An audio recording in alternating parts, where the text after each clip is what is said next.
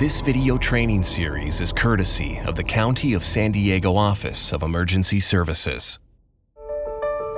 Every emergency call, every emergency run, every life saved starts with you, the first responder. But what do you do when confronted with evacuees with needs who may pose a challenge to your typical training methods?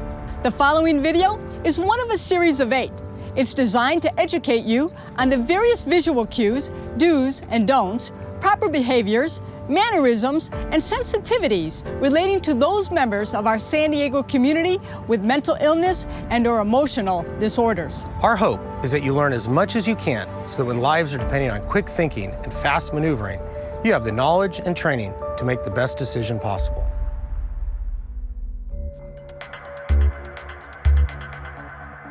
Hello, I'm Chancey. Hi, Chancey. How are you? I'm good. I'm Piedad, the Director for Behavioral Health Services in the County of San Diego. What are some common myths when dealing with people with mental illnesses?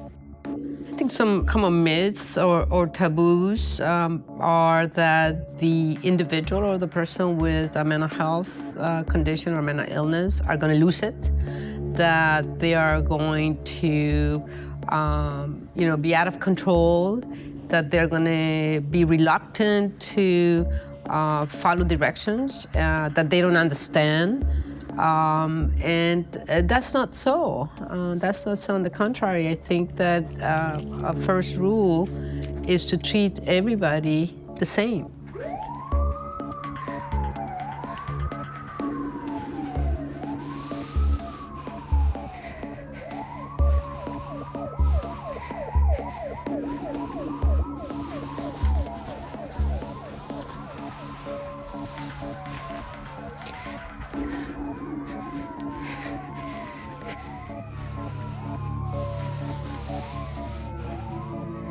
And what sort of mental illnesses or emotional illnesses will first responder encounter in the field? There are a variety of mental health conditions, but the most probably common would be persons with schizophrenia or with bipolar disorder, also depression or anxiety.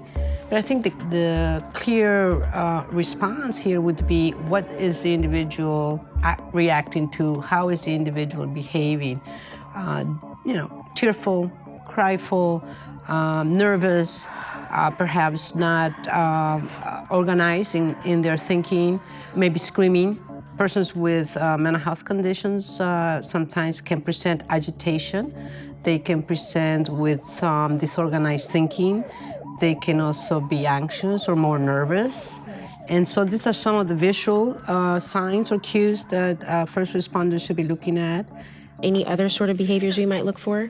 I think one of the things that first responders should be looking at is the way the individual or the person acts or behaves, or what the person sounds like. Probably pacing back and forth, forgetting about things, maybe their medication or looking for things, more anxious, more agitated. I think those are some of the visual cues. Hi, it's the San Diego Police Department.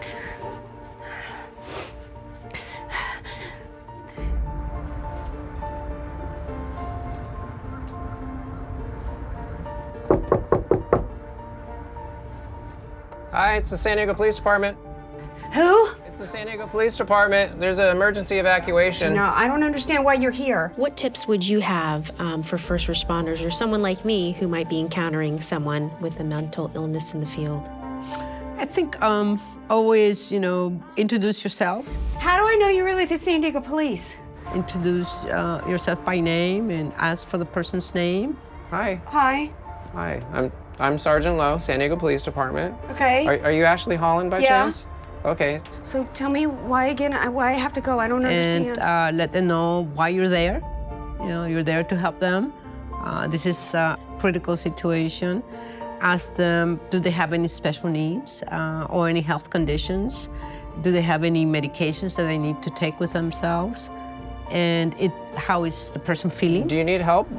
Can I help you pack a few things up, it'd probably just be a few hours, but you want to be prepared for maybe, 4 or 5 hours or so. And I could take my cats? You can take your cats, cat food, medication, but anything that's important that you need to And take. you'll help me? Get I'll my help you if cats? you need help, sure. Can I come inside? Okay. Would you let me in? Okay. Okay. Yeah. I'll come help you. All right. Yeah, sometimes, persons or individuals that are more comfortable with managing their mental health condition or their mental illness will come and tell you and volunteer that information, but most often not because of the stigma associated with having a mental health diagnosis. Well, what's wrong? What can I I answer mean, for you? I'm not sure that I'm ready to go, okay? I mean, this is a little too much. I mean, all of a sudden you're in my house. What if they aren't willing to go with you? They're not willing to, be helped, I guess, by us. Sometimes, individuals freeze, don't want to leave their home because they feel insecure. First responder has to use their judgment. See you taking some medication. Do you have more that you need to grab? What do you mean? Well, like I said, you might be gone for a few hours from your house, so... Well, this is the medication. Okay, I mean, it's just, everybody takes a little something, this is just, sure. it's just, it's like vitamins. Do you have any medical problems that I should be aware of? Like what? Why are you asking me about Diabetes. my medical problems?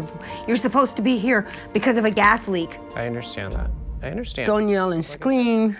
Don't make the situation more grave than it already is. And I also would not touch him. I wouldn't, approach them by handling them. Actually, I would also ask them to, lead the way or follow me. Be empathic and reassuring. Is there anything that you need that I can help you with? Okay. And are there any specific dangers that we should, as first responders, look out for, not only for ourselves, but for the person that we're dealing with? I don't think so. I think that, first responders are very well trained in picking those cues up, whether you have a mental health condition or not. I think, again, if the person is agitated or nervous, one of the things is to calm the person. And also if you are unable, if the first responder is unable to maybe deal with the person, maybe ask for support.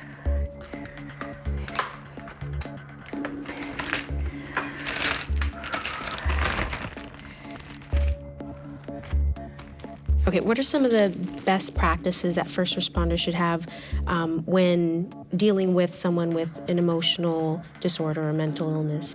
I think it's basically using common sense.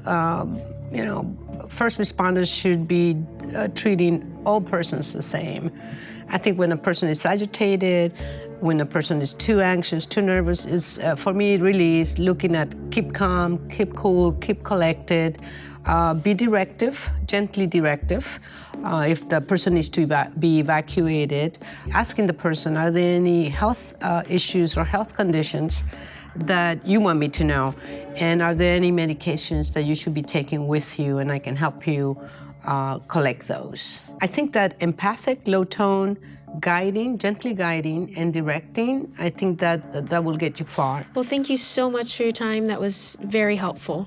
Well, thank you. Appreciate the opportunity of answering some questions. This concludes the mental illness and emotional disorder video for first responders.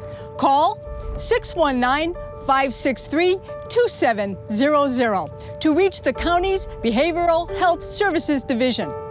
For access to services or the crisis line, call 1-888-724-7240. I'm Tony Meacham, San Diego County Fire Chief. I'm Shelley Zimmerman, Chief of Police of the San Diego Police Department. Thank you for watching.